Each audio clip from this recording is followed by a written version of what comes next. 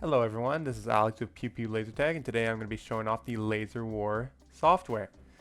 There's a lot going on here, so I'm going to be going through each and every one of these boxes, kind of showing you what it does, how to play your games, how to change some of your settings.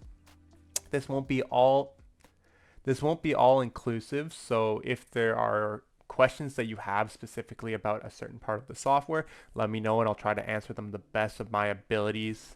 I have used this software quite a bit and messed around with it quite a bit, but I'm by no means a professional. If you don't have this software, all you have to do is go to your marketplace, your Microsoft Store, and type in Laserwar and it should pop up. I also don't know if this is exclusively for X-Gen equipment or if Lasertag also runs on it. I'm pretty sure that the 9th generation doesn't, because the 9th generation, if I'm remembering correctly, it's all offline. So let's get right into it. There's a lot of stuff going on here. The ones that are most important for you is the start button. Sounds are pretty important if you want to change your blasters to more youth appropriate sounds, because they are pretty intense to start with. Weapon specs and device settings are also super important. This guy here just takes you to like an it's essentially just an advertisement. I don't have internet right now, but it takes you to their page to buy more stuff. Along with news, if you're interested in like updates and stuff, this will take you to their news page. Again, I don't have internet, so we're not going to worry about that. The reason I don't have internet is because I'm connected to the LAN signal, so I can show you guys. So let's start with our device settings. This is where you're going to be able to connect your blasters to your network, whether you have an online network with Wi-Fi capabilities or if it's just going to be a LAN signal like how I run my games. If you all you need is Bluetooth and your blaster. If your computer has Bluetooth, you're going to be able to see your blasters here. Check out my last video for some more details on this, but you're going to just want to put your internet name here, cap sensitive, and then your password here, and then you can connect it to your computer. This one is if you have a company, if you're a Lasertag company and you want to keep track of your clients in the software as opposed to outside of it, it's kind of nice. You can add players, you can enter them and their information, all that stuff. I don't really use it because I just keep track of my clients and my players outside of the game, but it is pretty helpful and pretty cool. Another one of the lesser important ones is the game's history. You can go back and view all your old games. They don't all save here. I don't know if it's because I run mine without internet. I think that's probably why. So I'm not uploading mine directly to this cloud. But if you do have internet, then you run your games, they can pop up here and then you can go back and check them out if you want. All right. Now, one of the more intense things we're going to look at is both weapon specs as well as sounds. We'll start off with sounds. They've kind of redone the sounds. So my information might be out of date, but it should be accurate. They have these cool little, this is new, at least from when I changed my sounds. This is where you can change obviously your sounds for the different games. You can listen to it back. This is just going to be what you're hearing it on. I'm not going to click any of these because it's going to be rather loud for you guys, but you can add tracks. I assume, yeah, this just opens up your folders. You can change tracks that way. When I was doing my sound changes, you weren't able to change the sounds unless you had the specific sound file. It had to be saved a certain way so that you could change your sounds. I don't know if that's been switched over or not, if they've allowed for more options of sounds, but that's how it was working when I was doing mine. Let me see if I can figure out what kind of sounds you needed. So if you wanted to make your own sounds, there's different programs you can use to do that. If you want some suggestions on programs, just let me know and I can put that in the comments or in the description. But if I remember correctly, they have to be they have to be small sounds, like 8-bit sounds, and saved as a WAV file. And then you can go ahead and you can change them. It used to be really complicated. I don't know if they've made it more simplistic. There are different sound classes that you can use. Like, for example, this funny one. I'm not going to click any of them, but they're a little bit more youth friendly. And then you would go next, you would click your blaster, and you would go ahead and click upload. Sometimes the sounds can give you problems. At least when I was doing it, it gave me a lot of problems trying to set them up. I don't know if they fixed some of those issues. But one of the issues was making sure your blasters were updated to the correct version. I found that if you didn't have the tagger language option in the weapon specs, if you didn't have this option here, then often your blasters, the sounds weren't changing. Like you would click upload, you would wait the process, and then they wouldn't change. I would recommend maybe testing one to start when you're changing your sounds, just to see if it works the way you want it to work, or if the sounds. Because if you do them all, it takes quite a while, and if it doesn't work, then you're just kind of wasting your time. So that's sounds. If you have any questions about those, again, leave them down in the comments. Let me know. I'll try to look more into it for yourself. Now let's go to weapon specs. Again, there's a lot going on here.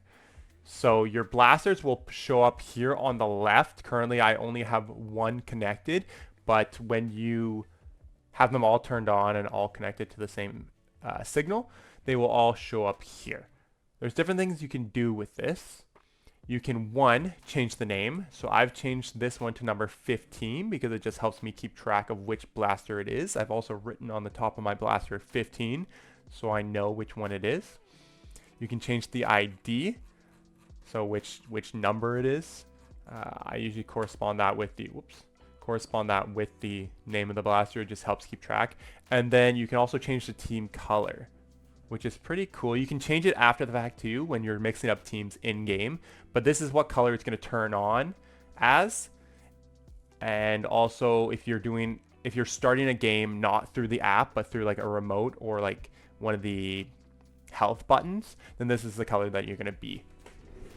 For example, I'm not in a game right now and this blaster is currently red. I have it set to red because red nozzle, so it's starting as red, but I could make this blaster green when the game starts if I wanted to, or I could even make it start green through this app. This is your health points. This is how many, I think that's pretty self-explanatory. It's just how many health points you have. I should also mention these settings are all great because if you start a game in offline mode with your remote or with a health button, then these are going to be the settings that it starts as. You have friendly fire. That's just, can you shoot your teammates? Yes or no. You have how long until after you get shot, how long until you can get shot again. Shock duration, I believe, is if you have those shock wristbands, then if you get shot, then that's how long you get shocked for, I think. I haven't tinkered with this. Regeneration period, okay, how long until you get your HP back. Auto revive duration, this one you can change in the start menu settings, like when you start a game, so I usually change it there. Bleeding period, cartridges by revivals. I haven't actually touched that a lot. I also haven't really touched, I don't really know what vampire mode is because I haven't played a lot with those game modes yet, unfortunately. Live counts, so how many lives you have if you don't have auto respawn enabled. Background brightness, so this is going to be how bright your blasters are, or sorry, how bright your headbands are, or if you have vests, like how bright the flashes are going to be. Again, you can also change this, I believe, in the game. And then damage glow color, so when you get hit, what color is your headband glowing? Clips, this is how many times you can reload. Cartridges, this is how many bullets per clip. I have this set to like just a massive number, so no one's ever, I've yet to have someone go through this amount, but I guess it would be possible if they were just going crazy. Burst, so this is how many, when you click the trigger, how many shots come out. Fire rate in shots per minute, so this is how fast you can pull your trigger. Damage is how much damage each shot does, obviously. So if I have 100 HP and 25 damage, it takes 4 hits to knock a player. Reload duration, how long it takes to reload, obviously. Auto reload, I've turned my auto reload on because I was playing with a group of younger kids, so I just didn't want them to get confused and have like start shooting blanks, and it was a big deal. So you can also turn it off and then they have to reload or else they can't shoot. Overheating, so if you go crazy, your blaster overheats. Infrared power, this is an interesting one. This is the one that is one of the more important ones. This is how strong your lasers are, like how sensitive they are. So if you're shooting inside, you're going to want to turn this down. If you're shooting outside, you're going to want to turn this up. It's something you're going to want to mess with before each game just to make sure it doesn't feel like you're blasting everyone. For example, if you have this set to 100%, then if you're indoors, you're just going to be blasting everyone without even trying. So if you have younger groups, it's better to set it high. If you have older groups, it's better to set it low. Mess around with it.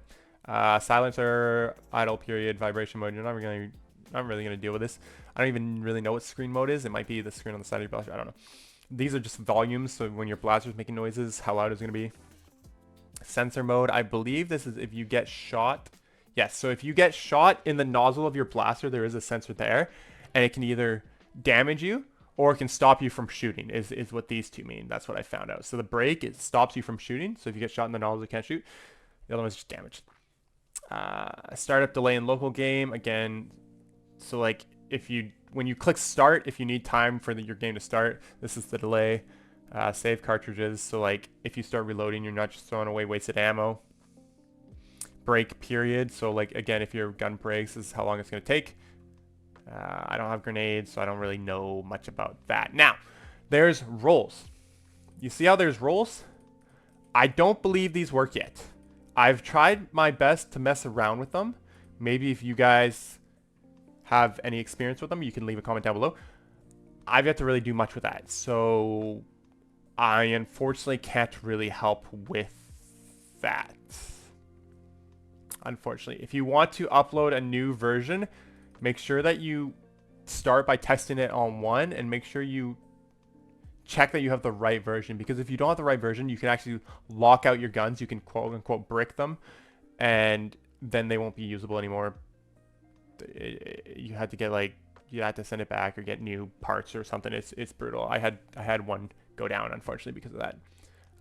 So just make sure you have the right version that you're going to be looking for. Otherwise, yeah, that's about it. I don't think there's much more you can do with this, but that is quite a lot. You can also save presets. Honestly, it's just easier to just like select all. For me, if I'm ever changing the red team, like if I'm changing their infrared power, I select all the odd numbers, so that way I only have the red team, and then I change the infrared power. If you select all the teams and then you just change the infrared power, you're going to change all the teams to red if you click apply, because you select them all and they're all red. So something to take note. Okay, I believe that was all the panels.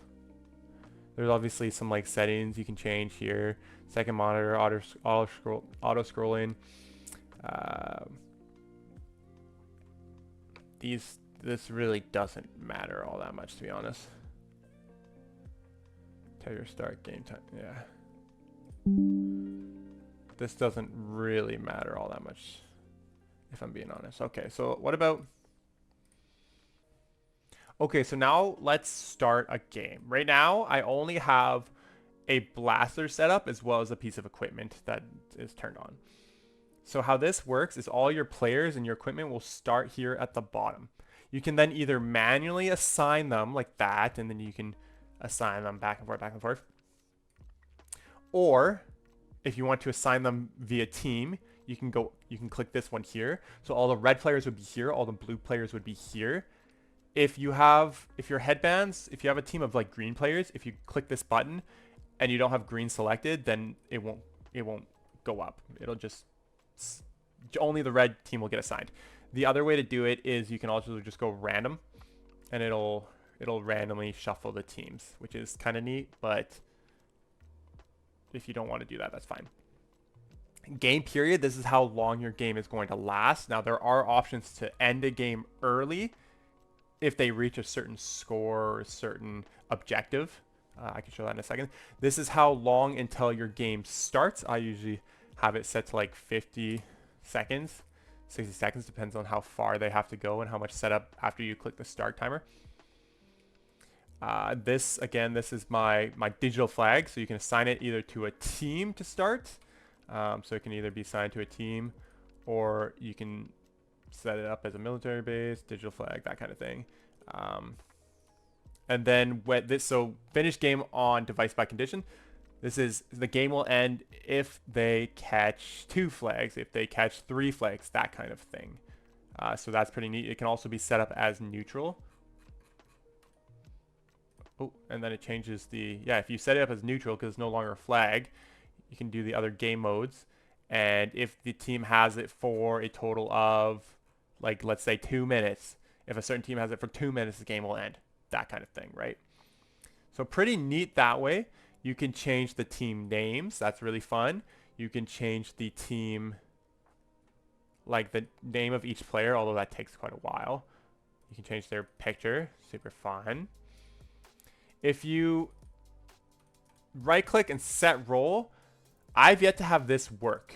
So again, I don't know if this is just something that needs updating or if I am just using it wrong, but I have yet to have this work.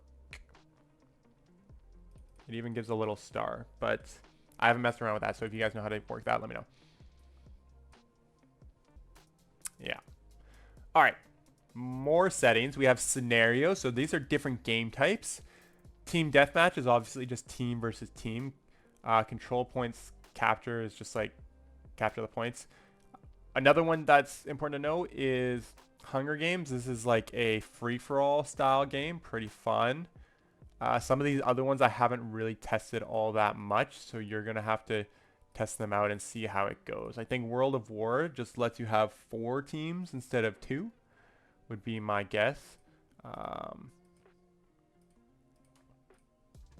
So up here in the top left corner is another settings menu. This is where you can change some of those weapon specs, but for your game individually, and this would override the weapon spec settings. So for example, friendly fire you can turn on and then your teammates can blast you. You can change it to break or damage. I usually have it damage, so I don't know why it's set to break. You can change your headband brightness, your color when defeated. So if you wanted to change it to red, like if you have a blue team and a green team, you can change it to red. Game duration, so you can end the game based on, oh, see, again, I haven't done a lot with this, so you guys are gonna have to test that out. But device events, that kind of thing. You change the default names of the teams, team counts. You can add 3, 4. Pretty cool. The important ones that you're gonna really want to mess with to make most of your games work are the live counts. If you have infinite lives, it means that you can respawn. This doesn't mean that you auto respawn. That's going to be the auto revival duration. But if you have infinite lives, it means that if you have auto revives on, you will have infinite lives. If you set this to 1, 2, 3, that means even if they respawn at a base, after a certain amount of respawns, they will no longer be able to play the game. So it's cool for some game modes, but it doesn't work for all of them. So I usually have this set to infinite. Auto revive, I found for me 6 seconds is a good time because the headbands tend to beep, beep, beep when you die. And so having them set to 6 seconds kind of gets rid of that last, like, screech. If you set it to off, this means they won't auto revive, but they can revive at a base or like a hard point or like with a button, that kind of thing, as long as you have your lives count set to infinite. Lobby background, stats background, doesn't really matter. This is also another one here where this will determine your points. For example, if you die, it's currently set up, I usually have a 0, but it's currently set up, you get -2 points. Your team gets -2 points if you die. If you eliminate someone, you get 3 points. If you tag someone, if you tag a friend, you get -2. If you eliminate a friend, you get -10. If you hit, going on, so on and so forth. So that's going to be, these ones are going to be the ones you're going to want to mess with as well a lot. And these ones here, you're just going to want to make sure you have set appropriately. Also, I guess, headband brightness. Now, you start a game. Let's say we were to start a game. Hold on. I'm not going to wait that long. All right, so there's a start sound to the game. I'm just going to cut that because it was rather loud and annoying. But I've started a game here. You can see the clock is counting down. Some of the cool things that you can do here is you can go to a dynamic statistics. This will have all your players listed and updated in real time with this circle showing kind of who's winning, who's losing. This is really cool to have on a big screen if there's a projector nearby that you can hook up to, that kind of thing. And this is also where your ID and your player number come into account. So again, I said I have my player numbers listed on the top of their blasters. So when they check their blasters, they're looking for these numbers. This is also, if you want to just check out like more stats, you can go here. You can actually print these off too. I think it's, if you download it into a PDF, it prints off and it does really cool things. I don't really mess around with that too much. And then the auto scrolling will just scroll through. So if you have this enabled, players will be able to see their stats and it'll scroll through. They can see their accuracy, their shots, their healing. It's fun for the players to be able to see. So that's about all the settings and different specs inside of the Laserwar software. If there's anything specific that I missed that you want looked at, or if you want touched upon, maybe if I can do some further investigation for you, let me know down in the comments below and I'll try to do that as quick as possible. Otherwise, if this video helps you out, feel free to leave a like, maybe subscribe, and I hope you guys have fun laser tagging.